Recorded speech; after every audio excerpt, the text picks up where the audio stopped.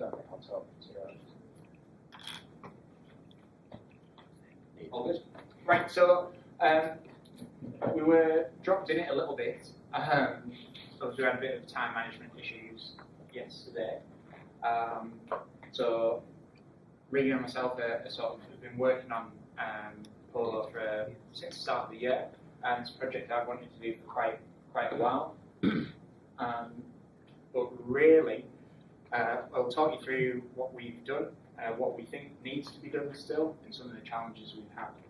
So sports science and polo have a lot to offer each other, I think. So I think we're more a match made in heaven than this unlikely pairing, or maybe a bit of both. I'll leave that to you guys to decide.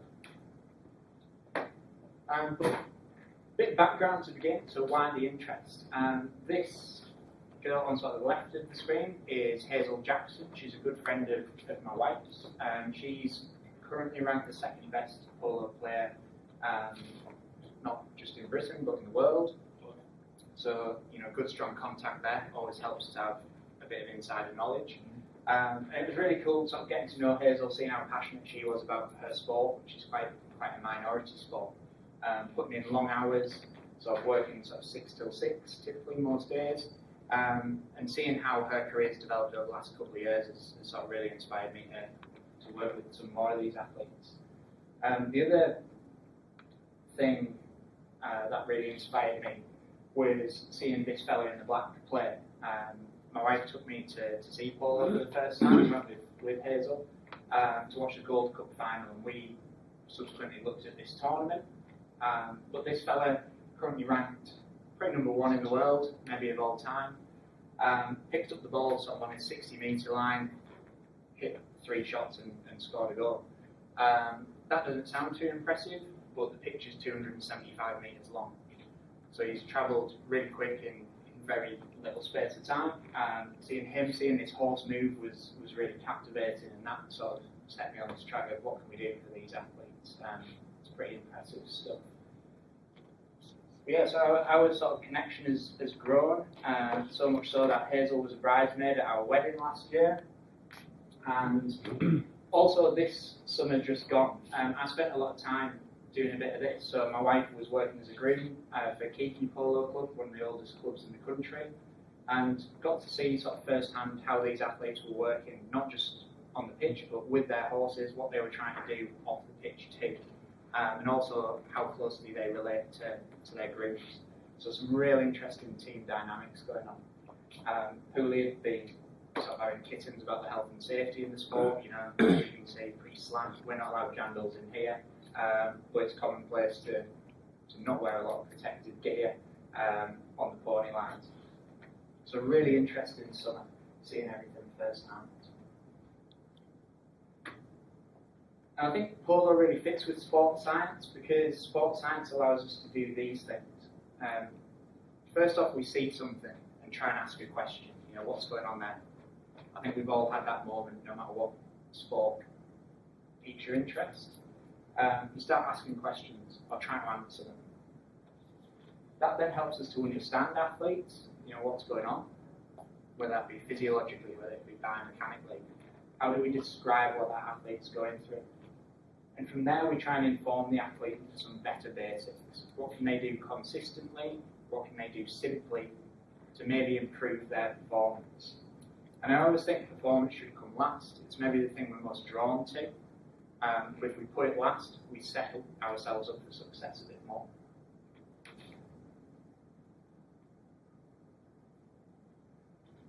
So keeping that in mind, well, why Polo for sports science? Well, we've got some really interesting things going on.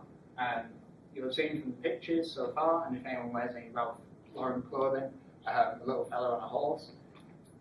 We always have at least 2 or more athletes. We've got the player, we've got the horse. Now, players will look after the horse a lot more than they look after themselves typically. Horses tend to be worth a lot of money, players are a bit disposable. We see, there's a massive industry around that at the moment with even cloning of horses or artificial insemination of horses. So some of these horses are selling for upwards of sort of $100,000 easily. But these 2 things have to work together to produce that performance. And that gets further complicated when we think an athlete or a player might use 6 to 12 ponies per match. So there's a lot of performance that we have to consider. Now, it's got a bit of a bad rep as a sport that's really elitist. But when you stand there, when you watch these matches, you notice men and women play, either separately or together. Kids play, so from a really young age, we just make the horse smaller. And then as we get older, this summer I've seen guys who are 65, 70 playing. If they can ride, they can play. They just don't play as hard. They just don't lean as far out the saddle. Particularly those who've had a couple of dodgy injuries tend to be a bit more reserved. It's also the largest pitch in professional sport, so 145 by 275 metres. But the funny thing is, it's a perfect model for HIIT training. You've got 4 to 6 periods of play, 6 to 7 minutes each, with a 2-minute turnaround in between. That sounds like a lot of training that you'd maybe prescribe to a rower, a swimmer, a cyclist, a distance runner. So real quality periods of effort interspersed with these elements of recovery. This is a bit tongue-in-cheek and was a real headache for Regan and I trying to understand this, and we still don't understand this system. In polo, there's a handicapping system. So you can go from being -2 up to +10. Best players in the world are at +10. When you start out, you might not even be a -2. You have to work quite hard to get that. And that's how many goals you're worth to your team. It's kind of like golf. Kind of like golf, but opposite. Yeah.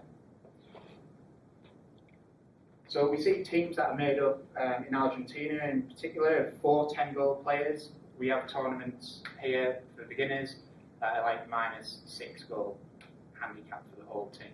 So you might have someone who's all right in there just to pick up the pace a little bit, but the rest of the team's going to be quite low handicap. So a really interesting system and one we're trying to figure out.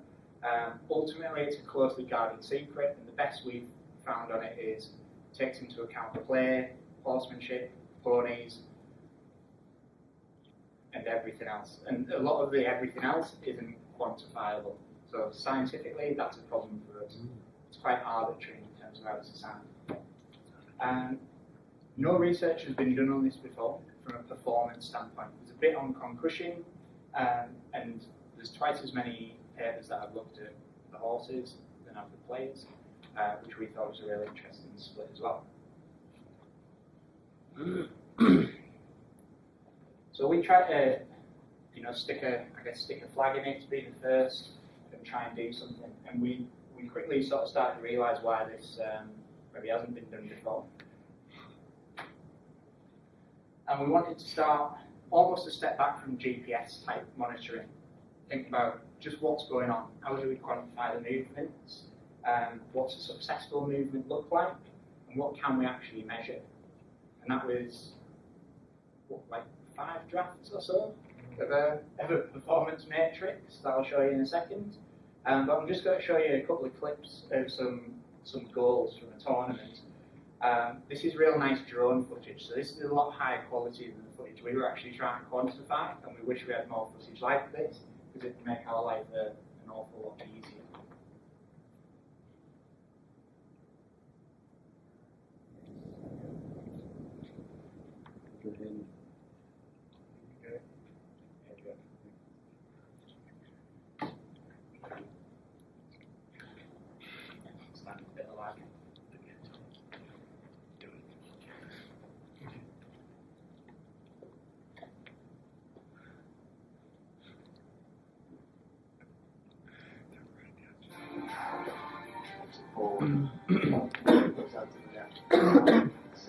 Sterling goes around Muccio. Good play, Sterling. Looking for 8. Sterling, angle shot required. Willington Sterling, little flick in towards the goal. Muccio can't get the back out near side by Charlie. George, I should say. What a play, George Henry. He's got the commentator's pretty good.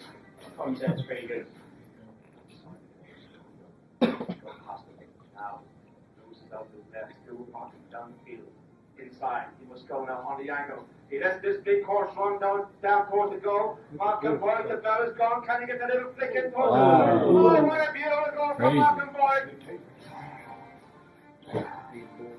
Kobe. Oh, this is my favourite. I love the backhands.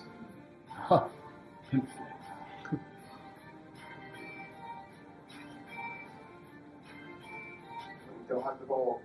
Oh, now he has decided to run it as well. He runs to the ball at high speed. Still infield. Oh, unlucky comes off the horse. The hook back to Lito Pierres, and he got the ball. Oh, he got the hook and the ball. What a play by Pierres. Incredible stuff here. He's got between Tudor Tomlinson and one Grease, and he's gone clear. Wow, what a play. One brilliant polo from Lito Pierres. That is sensational, ladies and gentlemen. Never. That's the first time I've actually seen. It's pretty intense, pretty quick. Right. This is what we came up with. So trying to quantify all of that, everything that was going on, was a bit problematic. Really quick movements, really big range of movements, and we need to think about what was practical. We started off with a matrix that was even bigger than this, and we quickly found out that if we had a short category for our shots, we just ended up with sort of 40, 50 little tallies, and it was so difficult to keep up that we couldn't really do anything. So Reading came up with the great idea of sticking a dribble in there, and that allowed us to quantify play quite nicely. So if guys are holding on to the ball for a long period of time, we still only have one shot that's taking place there. The other thing is how we quantify the length of these. So we looked at horse lengths, because that's the language that players tended to use when you're speaking to them out in the real world. The beauty of that is it meant we didn't have to sit there with a ruler and sort of measure each horse or measure each shot that took place. And we could quickly get around this problem that players might change horses halfway through a chukker, so a period of play, and then are using multiple horses throughout the match too. So as I said, some of these guys are riding 12 different horses over the course of a match because they're riding that hard. We didn't want to sit and have to measure each of those horses and try and keep up with that, particularly when you're using dodgy footage. Some of the definitions are bound by the rules and not so much us. So this idea of penalty long, penalty short, that was the referee's decision, not ours. The penalty itself, we looked at, was that awarded or conceded? So you could have a positive or a negative tally for you as a player. Turnovers, that's pretty self-explanatory, so an unforced error. But these two are quite technical terms. So a melee is where multiple players will come together and compete for the same ball, the right to play the ball. And then a ride-off is can be a bit brutal. So when I play a shot, that shot forms a line, and I have a right to that line from a safety point of view. You can contest me for that line, and I can be contested by multiple players. So yeah, horse on horse. And the rule in here is no contact behind the saddle and no contact from an angle, so it's got to be parallel. You see some fantastic penalties given away when people just have had enough and just ride straight into someone. Normally results in one or both players going down. I think we saw a couple of good ones. So for again, for a game that's perceived as quite upper class, it is quite physical and can be quite brutal. Horses take a battering, as you saw in some of those clips. You get hit by the ball, you've got to play on.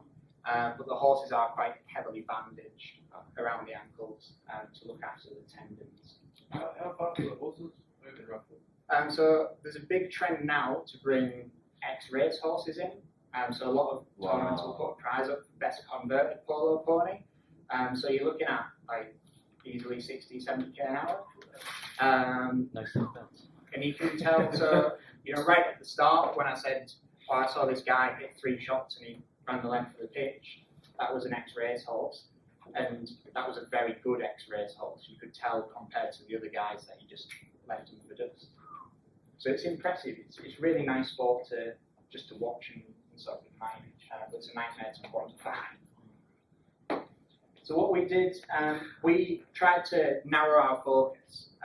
We do have footage for an entire tournament, but we wanted to look at one team and just get this right, track their progress through the tournament.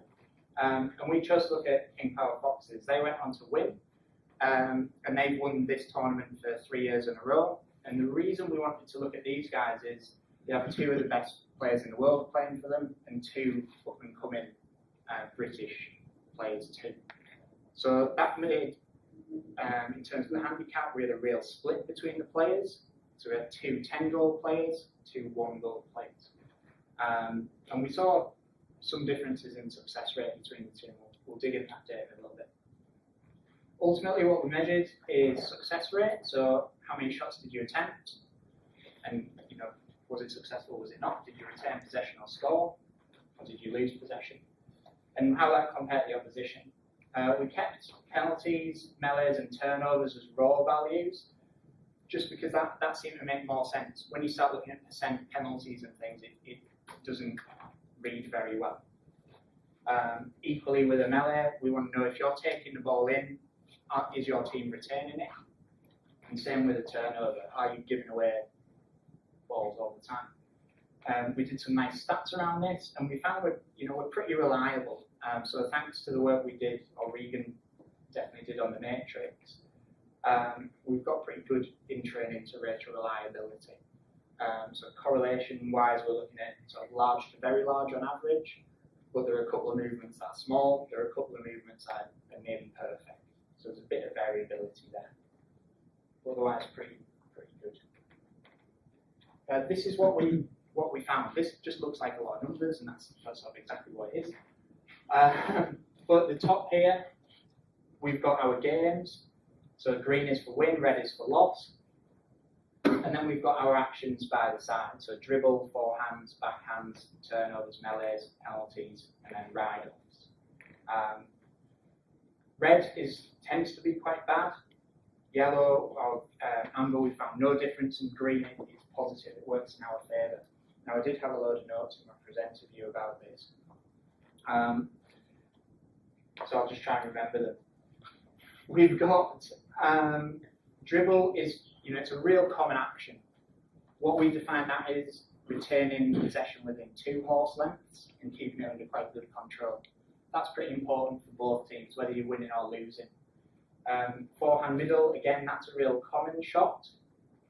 But we start to see increased variability in backhands. We were really strict on our definition.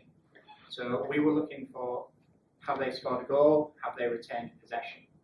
The backhand now tends to be played more as a defensive shot, so you just get rid of it. You're not too bothered about where it's going or who it's going to. However, speaking to players about what we've found here, they say that's due to the rise of not very good people, so patrons, people who will happily fund a polo team but don't really want to play it, playing more polo. So the standard seems to have dropped a bit, and therefore the backhand, which is quite technically demanding, seems to serve a different purpose. So lesser players will just hit it and be glad it's gone. Higher standard player will try and make something from that. Every shot's an opportunity. When we get into turnovers, melees, we're quite close there. And maybe these aren't as important as we thought they were. You can still win a game even if you concede more turnovers, and that seems a bit counterintuitive. Penalties, these are clear goal-scoring opportunities, and the fewer you give away, the better. So if you're in the green, you're doing all right. The opposition's conceding more penalties.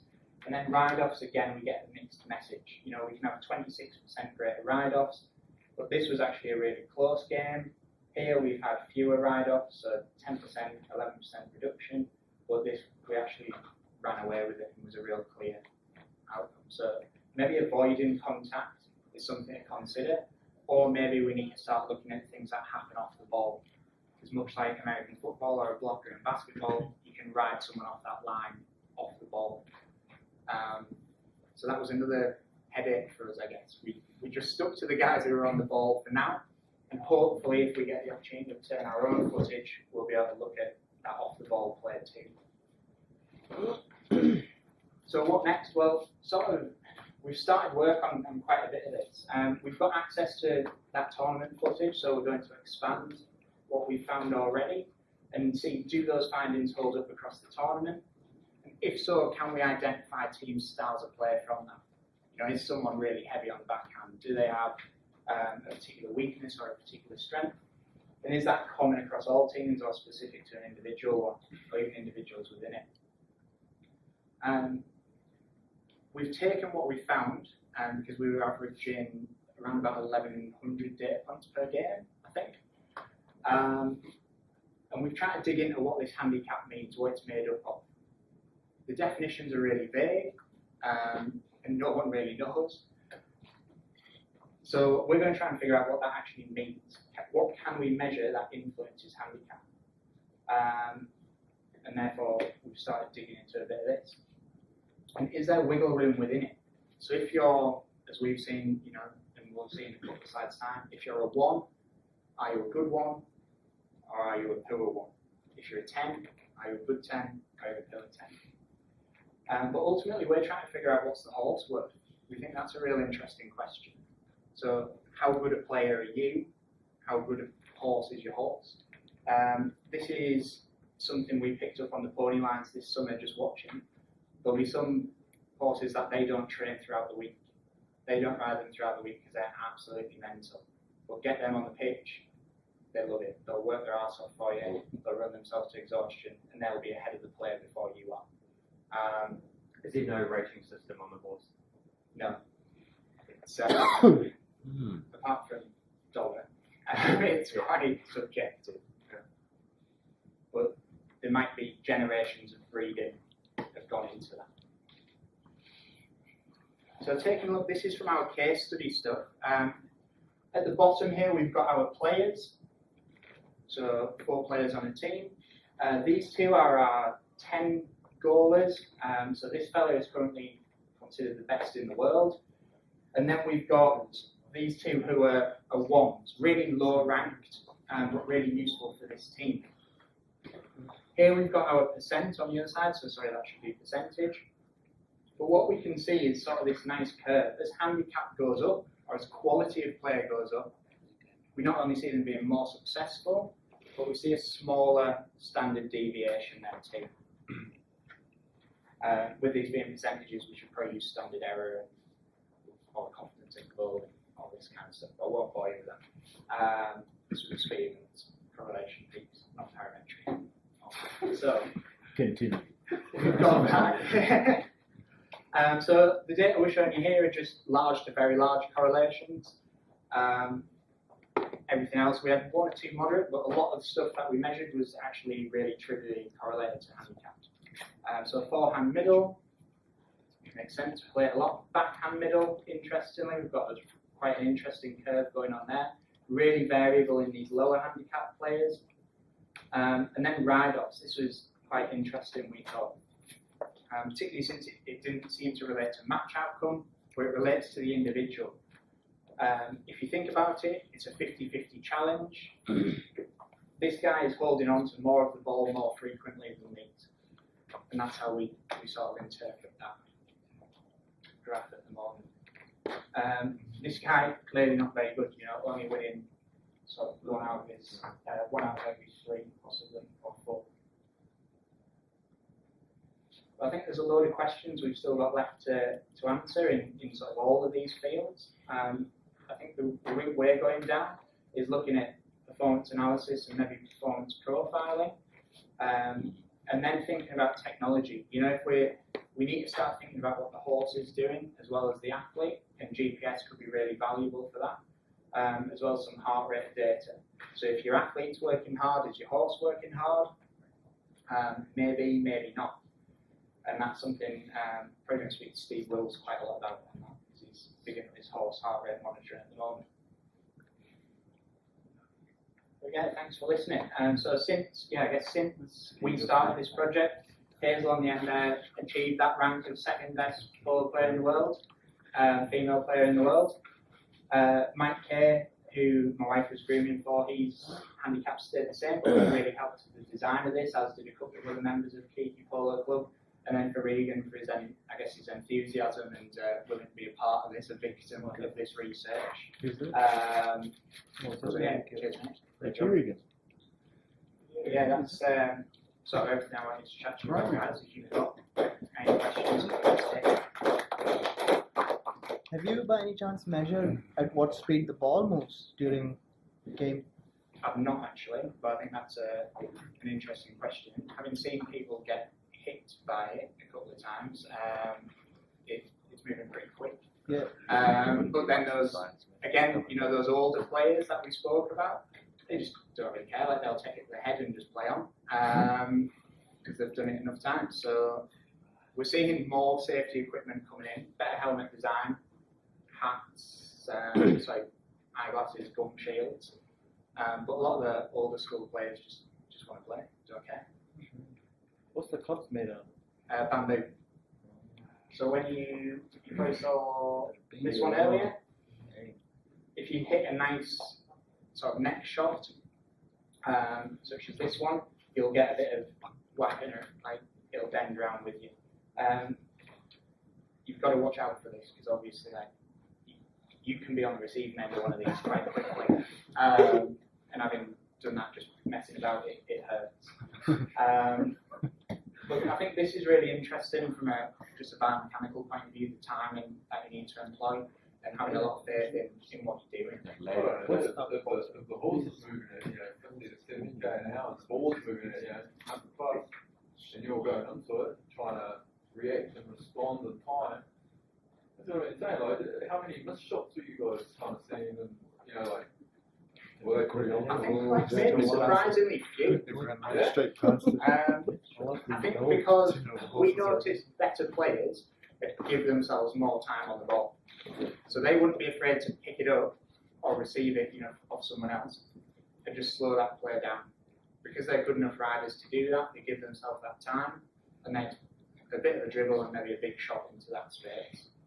It tends to be the lower players who panic and think, oh, I've got to hit, and do loads of little tappy shots. And then you end up on the boards or giving it away or something like that. A lot of times some of those lower handicap players will be like open in front of the goal. All they're going to do is tap it in and they miss. And it's for that pressure. And obviously you go, what are you doing? Kind of not realising how hard that is. Did you guys jump on the horses and try?